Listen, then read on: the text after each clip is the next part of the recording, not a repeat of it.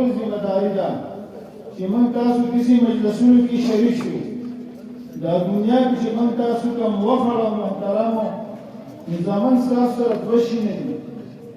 یو د انسان دا بدن دی جسم دی ماده ده او بل محترم د انسان روح دی او په دې دنیا کې دا دوه قسم ضرورت دي یو مادي ضرورت دي یو روحاني ضرورت دي نو محترم کوم چې زمون تاسو روحاني ضرورت دي د هغه د پر الله پاک انبیاء کرام سلسله جاری کړی دا انبیاء کرام لري کړی دي چې هغه د وحی علوم دي او محترم د هغه سلسله چې په کوم ځای کې عقل ختم شي د عقل قوتونه کار کړی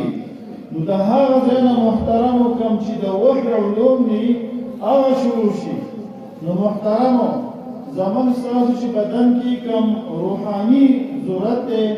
د هغه لپاره الله پاک آسماني علوم انبیاء کرام لري کړی او هغه سلسله محترم تر قیامت پورې جاری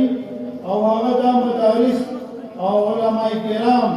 دغه رنګي تبلیغي جماعتونه خانقاهونه مراکزو کوم چې د پیغمبر صلی الله علیه وسلم د بعثت څلور مقصدونه ذکر شوي دي او دغه جماعتونه محترم دغه کار ادا کوي نن چې موږ تاسو ته راجمع شوي محترمو او ما تاسو مخکې چې کوم آیات وي نو په دې آیات کې هم فرمایي چې اے پیغمبر دوی ته ووایه چې هغه خلک چې کوم علم والدي او هغه خلک چې کوم علم والا نه دي وایي دا نه برابرېږي بیا مخکې وایي انما يتذكر اولو الالباب چې بشک نصیحت هغه عقلمن خلک حاصلوي نو محترمو زمون په دنیا کې یو دغه ضرورت دی او یو مادي ضرورت دي مادي ضرورت کې د دنیا څومره د وخت سره لګېدلې خبرې دي نو دغه خبرې عام طور قرآن حدیث کې ورته اشارې شوي دي خو چونکې مقصدي هغه نه دي بیان شوي د هغې لپاره د انسان عقل چې کوم دی دغه کافي دی او دغه انسان په خپل عقل سره په هر وخت کې د هغه ضرورت مطابق هغه شیونه ایجاد شوي دي نو محترمو موږ تاسو کوشش وکړو چې ګوره او یقینا چې دا زموږ ستاسو ذمه داري وه خو نه څومره خلکو تاسو د ناوضعیتیا وخت دی خپل کارونه وړاندې وروسته کړو او دې مجلس ته حاضر شوئ نو یقینا موږ ستاسو د ټولو شکریه ادا کوو او دا مجلس هم ښایسته کېږي په موږ تاسو باندې خو محترمو یو کوشش وکړو چې داسې مجلسونو کې زمون ستاسو ناسته پاسته موږ تاسو رواجي ونه کړو چې رالو مجلس کې کېناستو او د هغې نه خواره شو بلکې محترمو ټول د دې خبرې کوشش وکړو چې موږ تاسو یو خبره واورو او هغه خبره په خپل عمل کې راولو او محترمو په هغې باندې عمل وکړو یقینا دا به زموږ ستاسو لپاره لویه د کامیابۍ خبره محترمو نو موږ تاسو کوشش وکړو چې داسې مجلس کې کښېنو نو د هغې وایي څلور آداب دي یو آداب خو د ټولو نه مخکې چې کوم دی د هغې طلب دی چې ته راشي او داسې مجلسونو کې کښېنې دویم په خاموشۍ سره کښېنې داسې نه چې دغه د شمار ټیم دی او موږ یې په اخوا دیما کې واړو د هغې سره دویم محترمو چې موږ دا خبرې یادې کړو او خپل ذهن ته یې ګوزې کړو او د هغې نه وروسته ورسره بیا په دې باندې عمل وکړو او بیا محترمو کوشش وکړو چې کومه خبره موږ تاسو واورېده هغه به چاته ورسه محترمو ګورې زموږ ستاسو په دې بدن کې کوم چې په دې مدرسو کې کوم چې مراکزو کې خانقاهونو کې په دې کې چې کوم کار کېږي محترمو دغه زموږ ستاسو مقصود شی دی دا زموږ د روح خوراک دی ګورې موږ تاسو وګورو چې د دې بدن نه روح کله وځي نو بیا هغه بدن څوک په کورونو کې نه ایساروي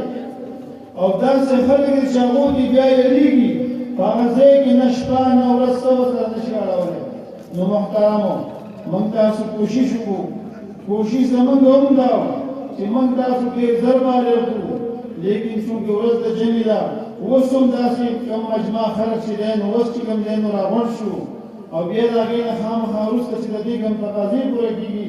ورنه زموږ کوشش دا و چې څومره ضرور شي موږ تاسو فارغ کړو محترمو کوشش وکړو چې دلته کومې خبرې کېږي چې موږ تاسو ذهن ته کوزي کوو او توجه سره چې کوم دی هغه دا خبرې واړو او دغه رنګې محترمو که لږ تکلیف موږ تاسو ته راورسېږي نو چونکې دا زموږ تاسو ته ټولو دیني ضرورت دی او عام طور کسو مجالسو سره خوا او شا فرشتې دعاګانې کوي او دغه رنګې محترمو خصوصا په دې کې د قرآن کریم ختم کېږي او د قرآن کریم د ختم په وخت کې فرشتې راجمع کېږي په دعاګانو باندې امین وایي دغه رنګې محترمو کوم چې د بخاري شریف ختم دی امام بخاري رحمه الله محترمو دا ډېر په تکلیف باندې لیکلی دی په دې کې په زرګاوو حدیث هغه راجمع کړي دي او هر حدیث چې لیکلی دی د هغې لپاره محترمو استخاره کړې ده غسل یې کړی دی 2 رکعته لمونځ یې کړی دی او دغه رنګې محترمو دومره هغو تکلیفونه او ستړیا اړولي دي چې یو ځای کې امام بخاري رحمه الله سبق وایي او د یو څو ورځو نه هغه غایب و چې استاد یې تپوس وکړو معلومات یې وکړو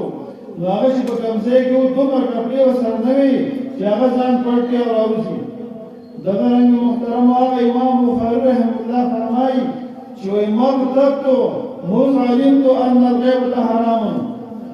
امام بخاري رحمه الله فرمایي چې وایي کله نه ما ته پته لګېدله چې غیبت حرام دی د هغې ورځې نه هغوی ما غیبت نه دی کړی نو محترمو موږ تاسو په دې مجلس کې شریک شو کوشش وکړو چې دغه امام بخاري رحمه الله دا خبر زموږ تاسو باندې تراله چې دې نه وروسته موږ په شیشه د چا مسلمان نه ښه او نه بده خبره وکړو دغه رنګې محترمو دې علماو امام بخاري رحمه الله ډېر لوی د امانتدارۍ یو ځای کې لاړو او یو سړي نه حدیث راغستو خو چونکې هغه سړي داسې کو چې هغه اس رانیو هغه اس ته چې کوم دی خپله اس یې جولۍ نیولې وه او په هغې کې سند دی چې لاړه او هغه سړي چې کوم دی هغه اس چې ونیو خپله جولۍ پرېښوه ده د هغه سړي نه حدیث راوانغستو وایي زه دا سړي نه حدیث نه اخلمه چې د اس سره دوکه کوي دغه رنګې محترمو د دې سره سره دې کوم ختم چې اوس کېږي په دې ختم کې د 2 کلمو فضیلت دی سبحان الله وبحمده سبحان الله العظیم چې نور فضیلت به تاسو ته په حدیث کې راشي خو یو حدیث کې راځي چې دا څوک د شپې ورځې سر پې راووایي که د ده ګناهونه د دریاب د زګ برابر یې الله به ختم کړي نو کوشش موږ تاسو دا وکړو چې داسې ختم کې شریک شو او د هغې نه وروسته خامخا په څو سکینټو کې موږ دا وظیفه وایو سبحان الله وبحمده او سبحان الله العظیم سر پې د هغې اهتمام کوو نو محترمو موږ تاسو ټولو شکریا ادا کوو کوشش وکړئ چې د ما تاسو ته دغه د مجلس آداب دي چې په دغې طریقې سره موږ تاسو ته خپل مجلس سر ته ورسوو